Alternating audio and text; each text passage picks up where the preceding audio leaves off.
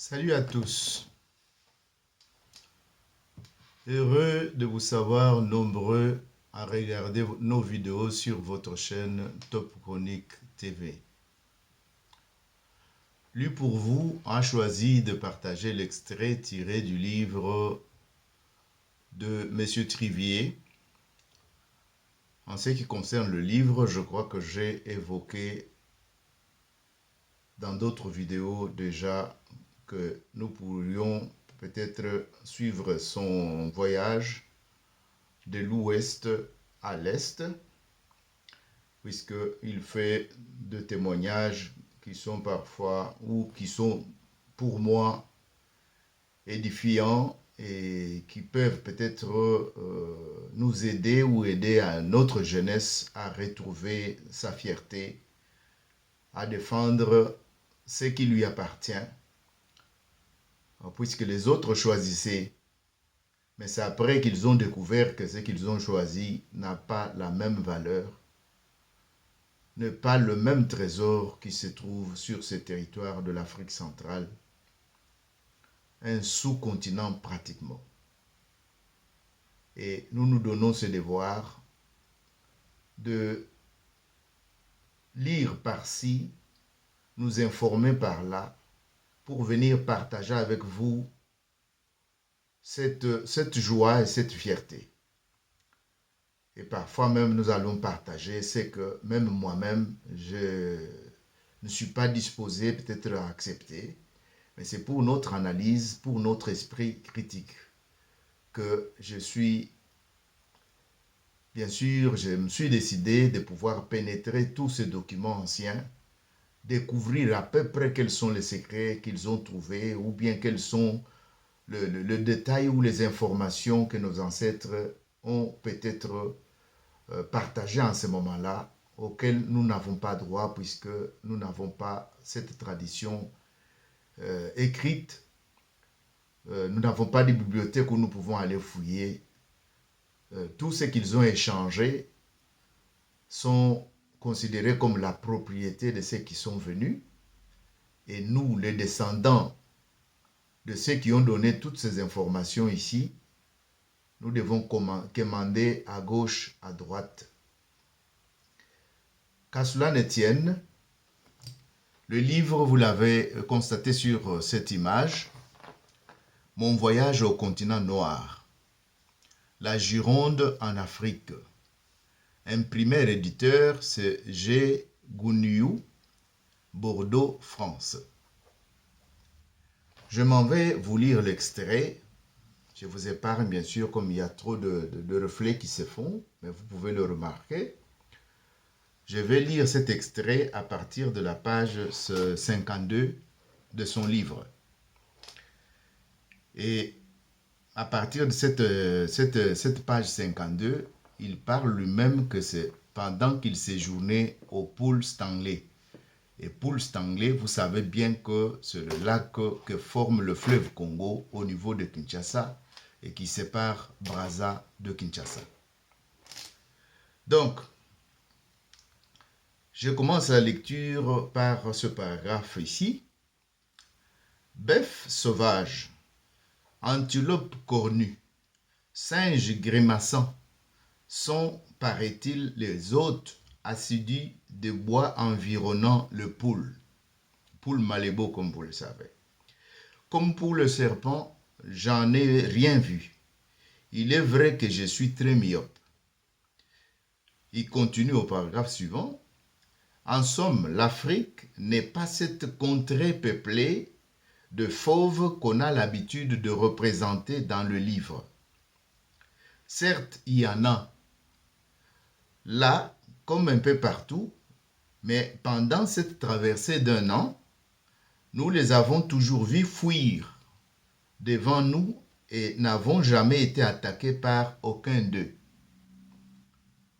En général, le fauve d'Afrique dorme le jour et pendant la nuit, nous avons sans cesse eu soin de nous entourer de grands feux qui, paraît-il, ont la propriété de les éloigner.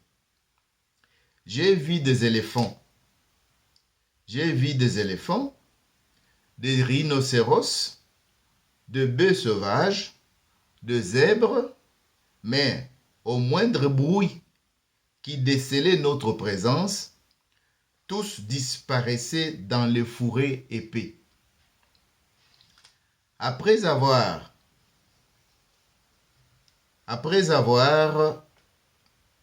je dis donc,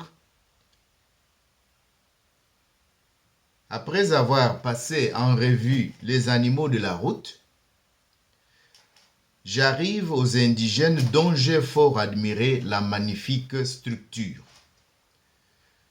Je vous informe, chers téléspectateurs, si j'ai choisi cette partie ici, c'est maintenant la partie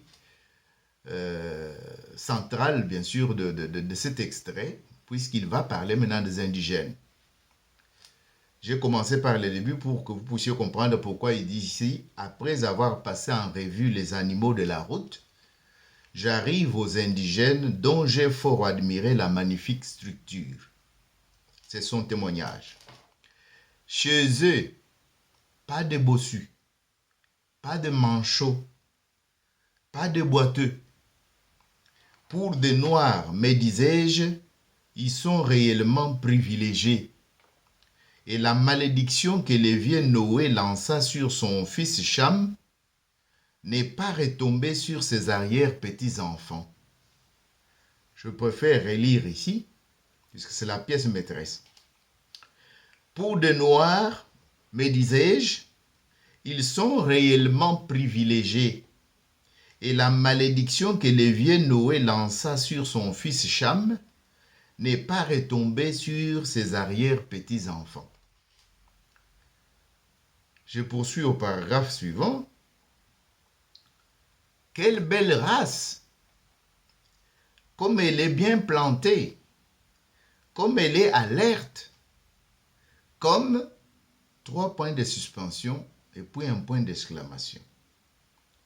Il continue. J'en étais là, de mes réflexions à haute voix lorsqu'un ami vint subitement interrompre mes exclamations. Et quand il sut ce qui en faisait l'objet, il s'est mis à rire et me dit, entre guillemets, rien d'étonnant à cela. Rien d'étonnant à cela, mon cher capitaine. Et vous aurez beau vous récrier, il n'en est pas moins certain que si ces noirs n'ont aucune difformité corporelle, je ne parle pas des autres, ajouta-t-il malicieusement, la cause en est de plus naturelle, car tous ceux qui naissent mal conformés subissent le même sort. On les supprime. Donc, car tous ceux qui naissent mal conformés subissent le même sort, on les supprime. Point d'exclamation et on ferme le guillemet. Le capitaine dit, l'explication était péremptoire et je m'en contentais. Il n'avait pas de choix. C'est par là que je préfère, bien sûr, arrêter cet extrait. Et après cette lecture donc, on peut quand même faire quelques réflexions. La première, je commencerai là où il parle de fils de Cham. Le capitaine dit ceci. Pour des noirs, me disais-je, ils sont réellement privilégiés et la malédiction que le vieux Noé lança sur son fils Cham n'est pas retombée sur ses arrière-petits-enfants. Voilà la première réflexion que je voudrais faire avec vous.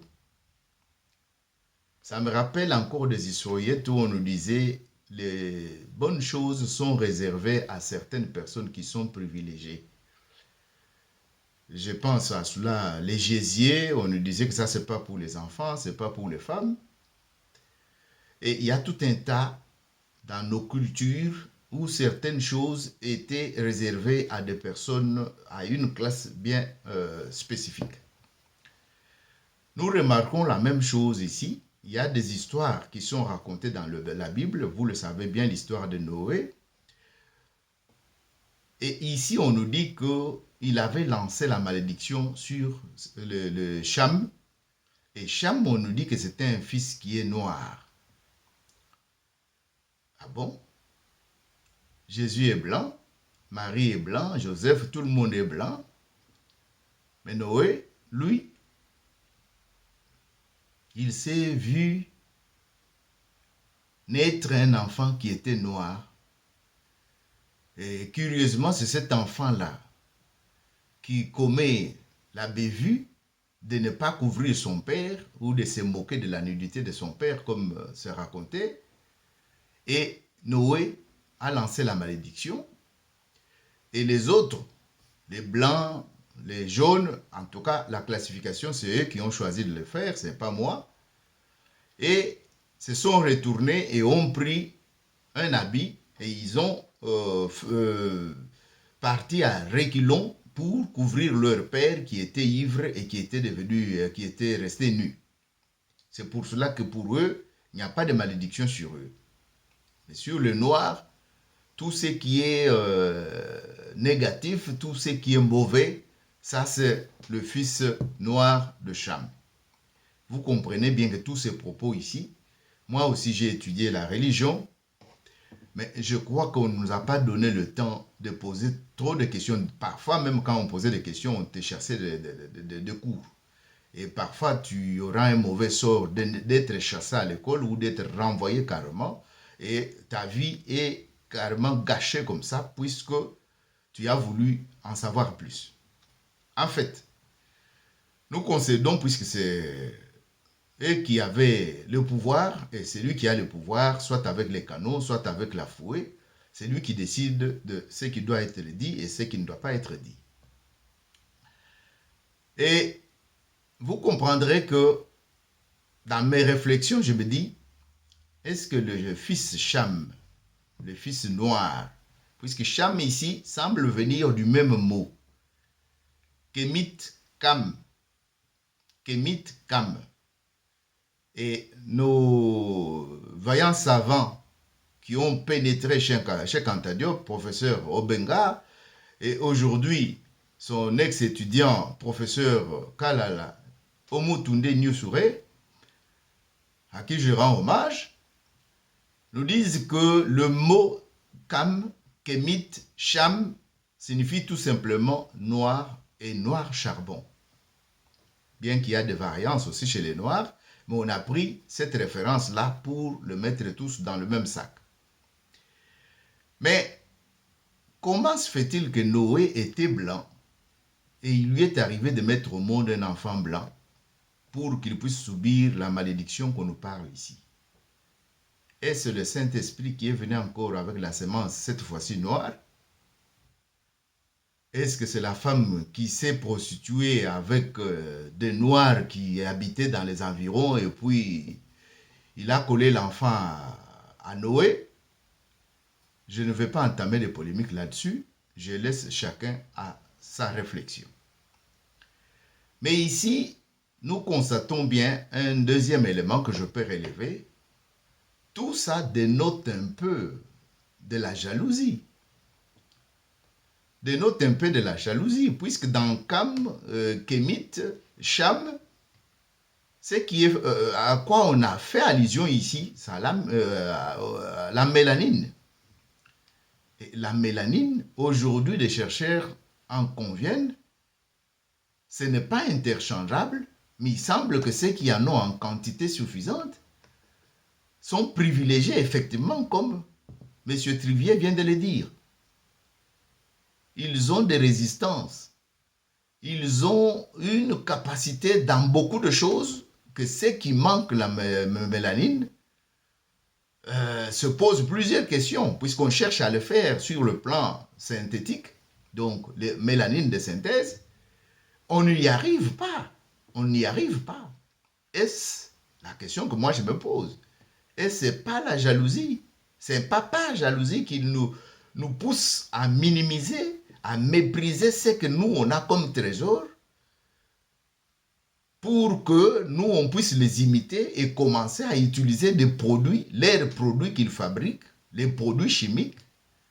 Aujourd'hui, nous voyons des sœurs et des frères qui se promènent avec des taches sur tous les corps puisqu'ils ont employé tel ou tel autre produit sans savoir les conséquences dans 10 ans, dans 5 ans, ou même dans quelques mois ou dans quelques semaines, puisqu'il y en a chez qui sur la peau ça réagit directement après l'usage.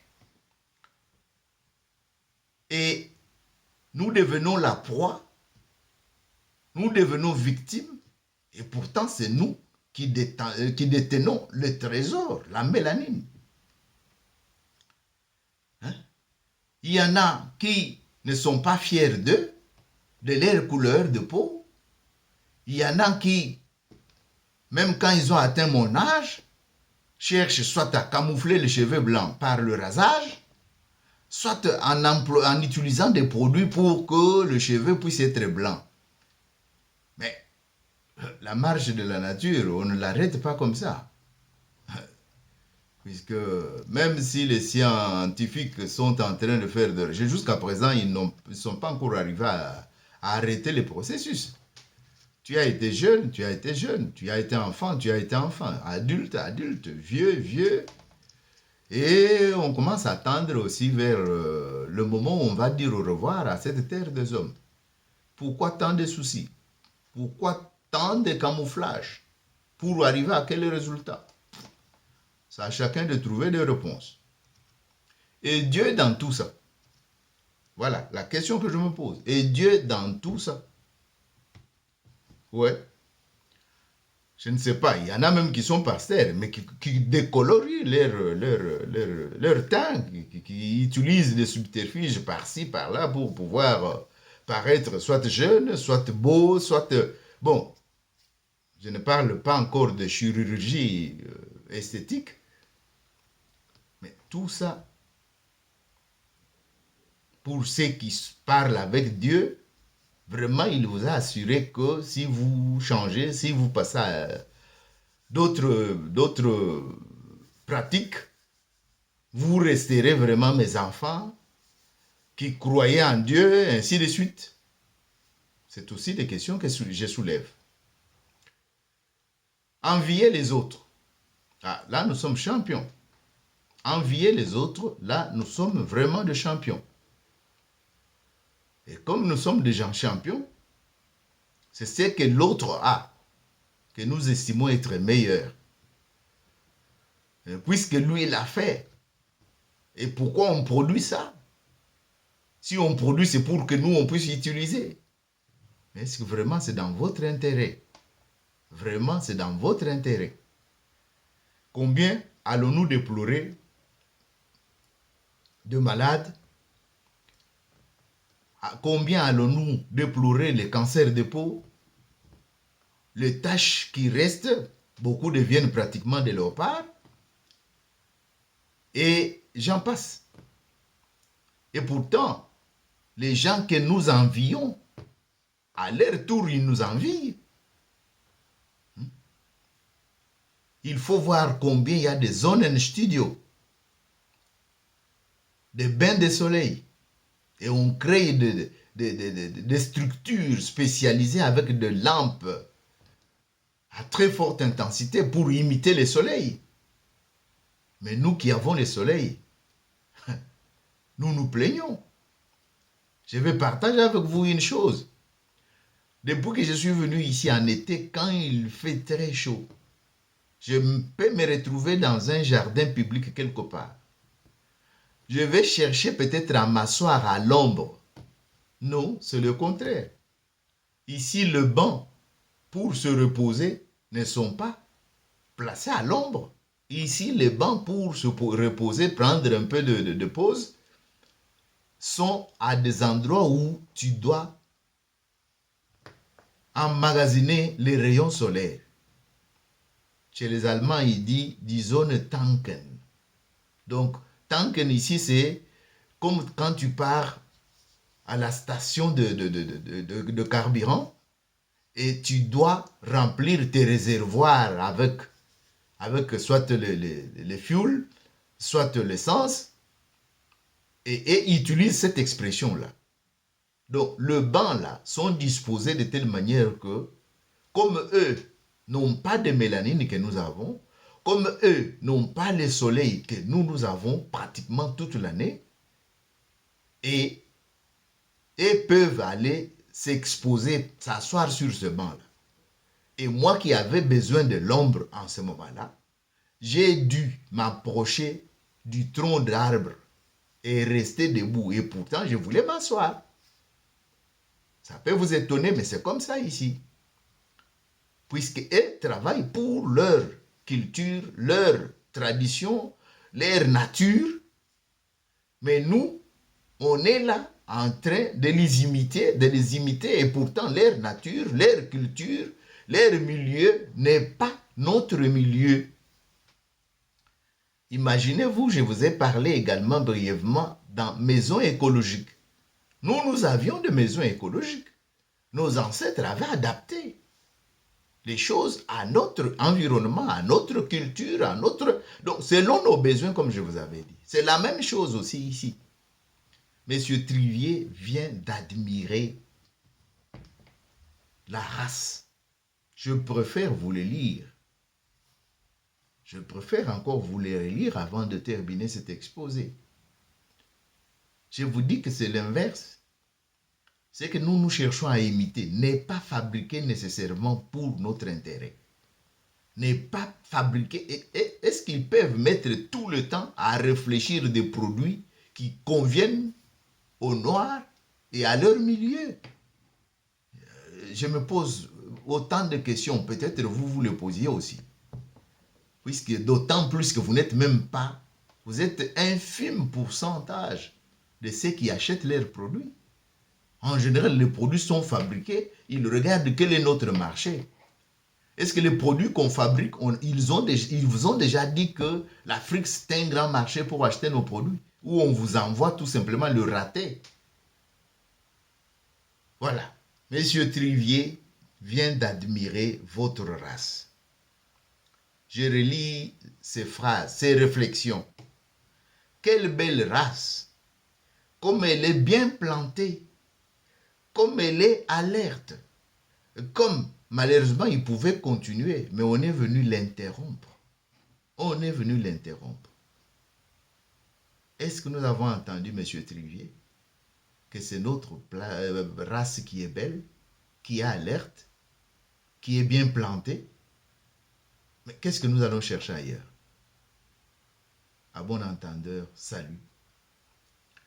Merci pour votre temps que vous avez bien daigné nous accorder, et à la prochaine.